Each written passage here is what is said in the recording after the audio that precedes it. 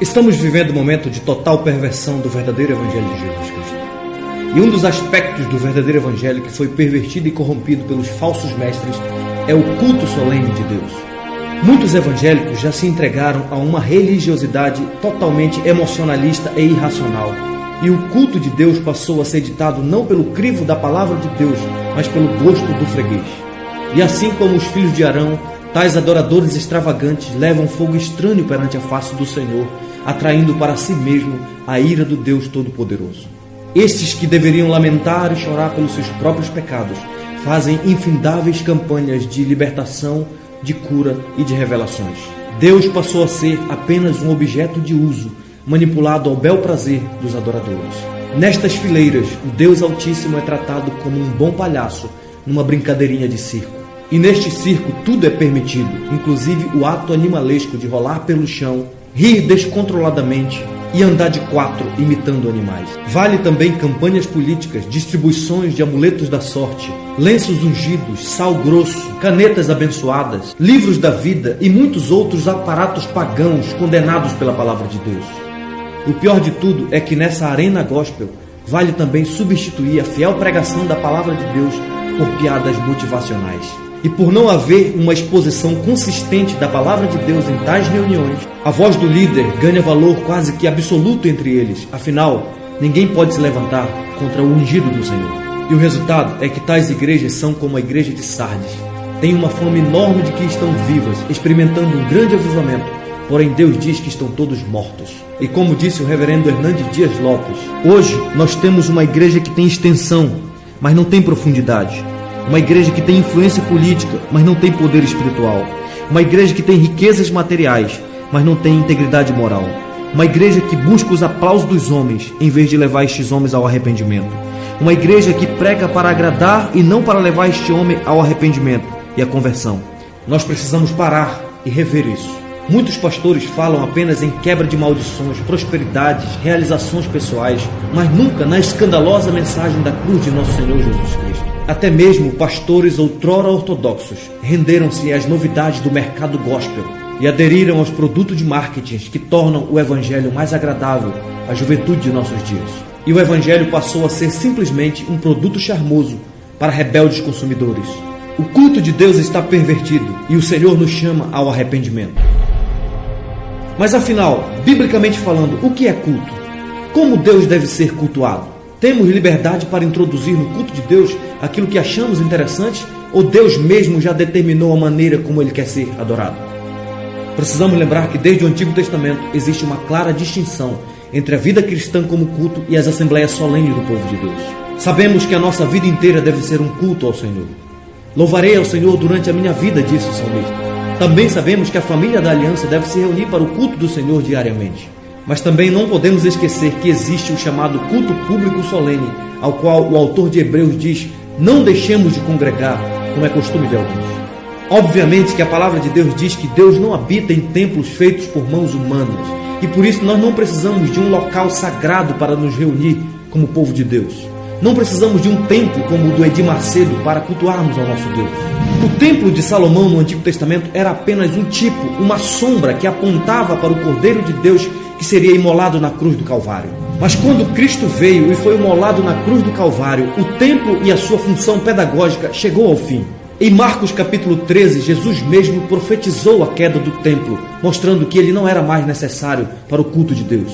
Portanto, qualquer tentativa de reconstrução do templo de Salomão é atitude de rejeição ao sacrifício do Cordeiro de Deus que tira o pecado do mundo.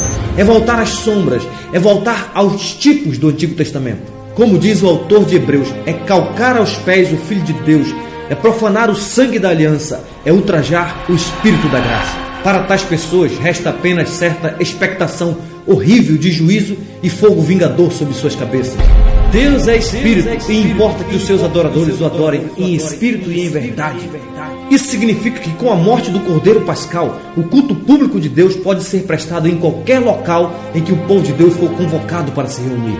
Afinal de contas, o que caracteriza o culto público de Deus não é o templo sagrado, mas sim a presença dos elementos ordenados pelo próprio Deus em sua palavra.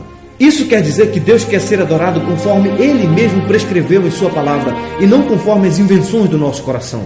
Sendo assim, não temos liberdade nem o direito de introduzir no culto de Deus elementos estranhos, tais como as danças religiosas, os teatros, as coreografias ou qualquer outro elemento que Deus não tenha ordenado na sua palavra. Sabemos pelo testemunho da Escritura que o ato de dançar em si mesmo não é algo pecaminoso, a não ser quando tal ato promove a impureza sexual e compromete o testemunho cristão. A Bíblia diz que em diversas ocasiões os membros individuais do povo de Deus dançaram perante o Senhor. Mas é bom lembrar que essas danças não faziam parte do culto solene do povo de Deus. Por esta razão, as chamadas danças litúrgicas, tais como coreografia, ministérios de danças, danças proféticas ou qualquer outra variação desta natureza, não devem ser incluídos no culto de Deus, independentemente do local onde este culto está acontecendo. Cremos que todas essas coisas são manifestações culturais e que podem ser realizadas nas atividades culturais da igreja, mas não no ambiente do culto ao Senhor. Além disso, é importante dizer que o momento do culto ao Senhor não pode ser um emaranhado de coisas sem sentido e cheio de confusão. Deus nos deu normas específicas a respeito de como Ele quer ser adorado, e os 4 primeiros mandamentos da lei tratam exatamente sobre isso.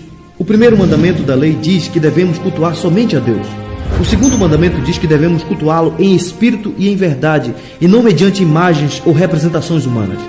O terceiro mandamento diz que devemos adorá-lo de todo o coração, sem tomar seu santo nome em vão.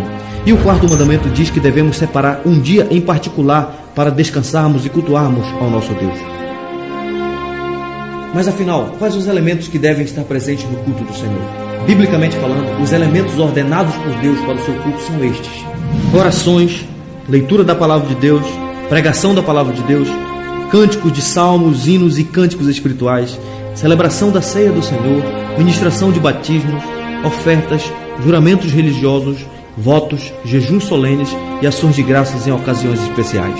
Esses são os elementos do culto ordenado por Deus, e qualquer inovação a esses elementos é fogo estranho perante o Senhor e deve ser repudiado e reputado como falso. Sim, é bem verdade que a Igreja do Senhor também é uma comunidade social. Ela tem suas muitas atividades sociais como parte da sua organização. No entanto, tais atividades que, embora sendo legítimas em outras ocasiões, não podem ser introduzidas no culto do Senhor sob o risco de profanação. Não podemos de maneira nenhuma confundir culto com cultura geral. Cultura são os costumes e hábitos de um povo. Culto é o ato de adorar a Deus conforme Ele mesmo estabeleceu em sua palavra. Sendo assim, a cultura de um povo não pode ser tomada como critério e referencial para o culto que agrada a Deus e que Ele ordenou na sua palavra. Deus não tem prazer em um culto solene carregado de invenções humanas e aparatos pagãos, por mais interessantes que possam parecer. Portanto, ao prestarmos culto a Deus, devemos estar certos de que aquilo que estamos fazendo está de fato de acordo com a sua vontade. Caso contrário, estaremos como os filhos de Arão, apresentando fogo estranho perante a face do Senhor e atraindo sobre nós mesmos a sua justa condenação. E a vocês que têm menosprezado o culto de Deus e transformado num circo gospel, ouçam com seriedade a recomendação do autor de Hebreus a todos nós. Por isso, recebendo nós um reino inabalável, retenhamos a graça pela qual servamos a Deus de modo agradável, com reverência e santo temor, porque o nosso Deus é fogo consumidor.